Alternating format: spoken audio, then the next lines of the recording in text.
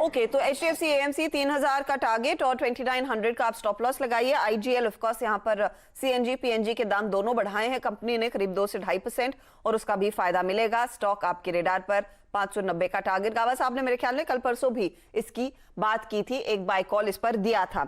चलिए कुछ और स्टॉक्स पर फोकस करें जहां पर आज एक्शन। उससे पहले एक बड़ी खबर जो एक्सक्लूसिव CNBC आवाज के हाथ लगी है वो आपको दिखा देते हैं, जहां पर देश में ब्रॉडबैंड को बढ़ावा देने के लिए दरअसल टेलीकॉम रेगुलेटर यानी कि ट्राई शर्तों के साथ कंपनियों को इंसेंटिव देने और लाइसेंस फीस में छूट देने की सिफारिश कर सकता है। सूत्र ये कह रहे हैं कि TRAI एक हफ्ते के अंदर अपनी सिफारिशें जारी करेगा। अब क्या सिफारिशें रहेंगी, कितनी छूट मिलेगी, किन कंपनियों के लिए फायदे का सौदा रहेगा? असीम मनचंदा टेलीकॉम सेक्टर को काफी क्लोजली ट्रैक करते हैं। असीम, क्या कह रहे हैं आपके सोर्सेज, किस तरह की छूट रियायतें मिलेंगी इन कंपनियों को? देखिए, सरकार ये चाहती है कि जो टेलीकॉम सेक्टर है उसमें खासतौर पे कि लैंडलाइन ब्रॉडबैंड को बढ़ावा जो है वो दिया जाए।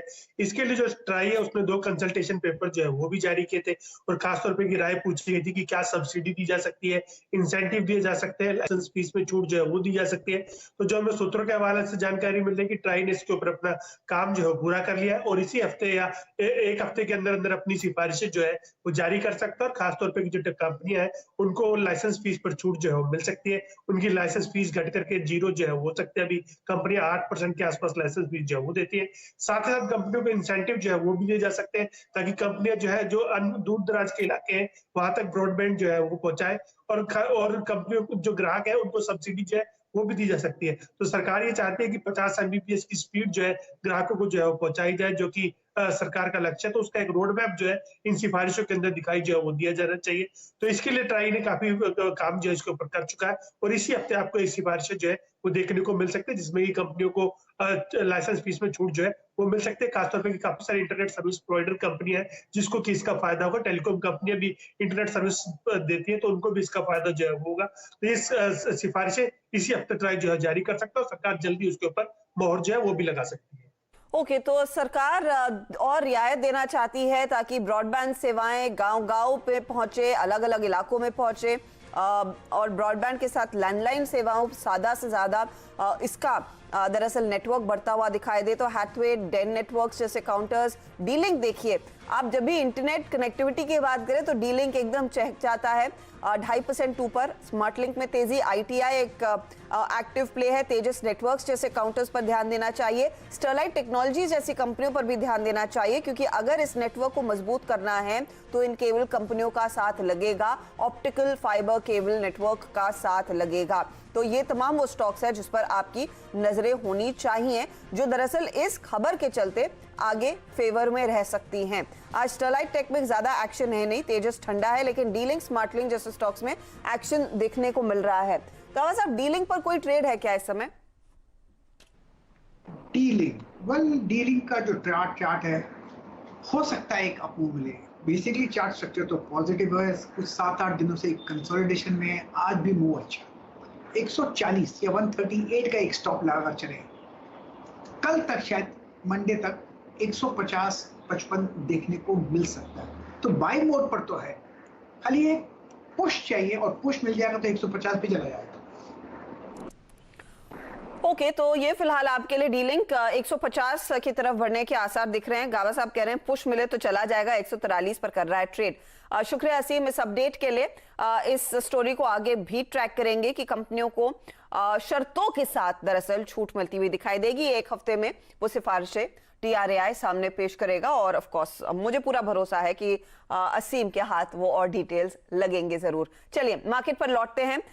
इंडेक्स की हालत तो और भी बिगड़ रही है, प्रेशर में है, लेकिन आप देखिए ऊपरी लेवल से दबाव के बावजूद दरअसल ये कंजम्पशन से जुड़े हुए काउंटर्स में जमकर खरीदारी हो रही है। तो वो स्टॉक्स आपकी स्क्रीन पर लेकर आते हैं जहां पर एक्शन देखने को मिल रहा है, जहां पर तेजी की पोजीशंस अभी भी कायम हैं। तो ये देखिए फिलहाल आपके लिए मूव स्पेशलिटी रेस्टोरेंट 15% ऊपर लगभग बर्गर किंग में 4% का इजाफा, वेस्ट लाइफ 6% भागा, तो बारबेक्यू नेशन आज फिर करीब 1.5% की तेजी पर कर रहा है कारोबार। यही नहीं, कुछ और तेजी वाले ट्रेड्स हैं जिनमें खरीदारी देखने को मिली। और रियल्टी कंपनियां, ब्रिगेड एंटरप्राइजेस 5% ऊपर, मैक्रोटेक डेवलपर्स यानी कि लोधा ग्रुप जो लिस्टेड आर्म है, मैक्रोटेक के नाम से लिस्टेड है, 3% ऊपर, इनका Q1 अपडेट मजबूत था।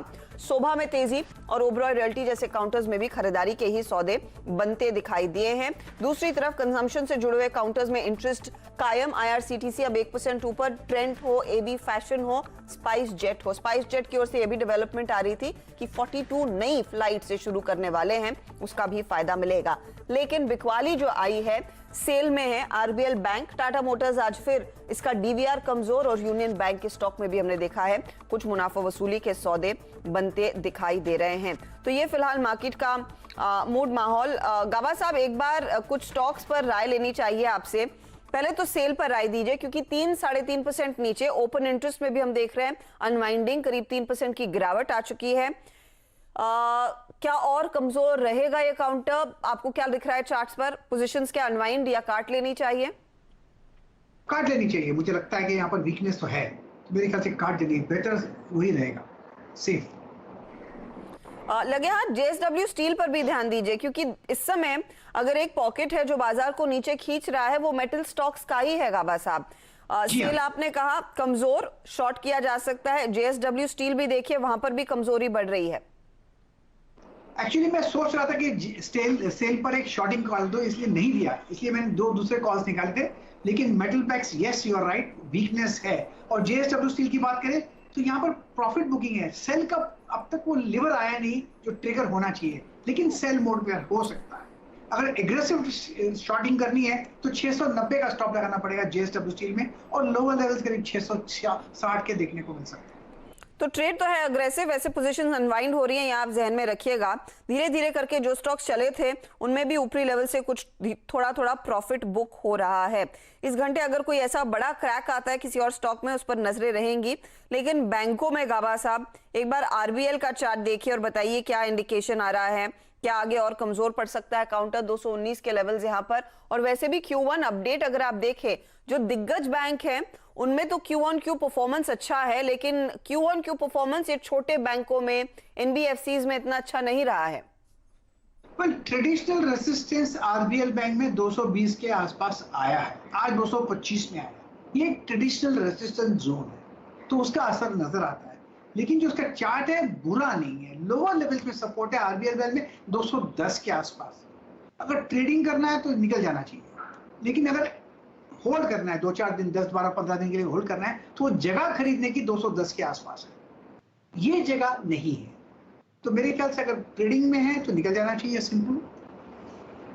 ओके, तो 210 इंपॉर्टेंट लेवल है, तब लें, इस समय बिल्कुल ट्रेड में ना उतरे। और 210 होल्ड करेगा या नहीं, देखते हैं आगे। आज दरअसल इसका लो 217 का था, वहां से हम ज्यादा दूर है नहीं। चलिए काम करते हैं, लेते हैं एक ब्रेक के बाद फोकस रहेगा दिग्गज कंपनी TCS के जो नंबर्स आने वाले हैं उस पर भी। क्या एक्सपेक्ट कर रहा है मार्केट वो आपके सामने पेश करेंगे। लेकिन आपको मैं याद दिला दूं कि वैक्सीन जागरूकता को बढ़ाने के लिए नेटवर्क 18 और फेडरल बैंक की संजीवनी गाड़ी देश के कोविड प्रभावित जिलों में पहुंच रही है। और हमारी आपसे गुजारिश यही है कि आप भी इस मुहिम में सहयोग दें, वैक्सीन की अहमियत को लेकर जागरूकता बढ़ाएं। देख लेते हैं कि संजीवनी गाड़ी आज कहां पहुंची।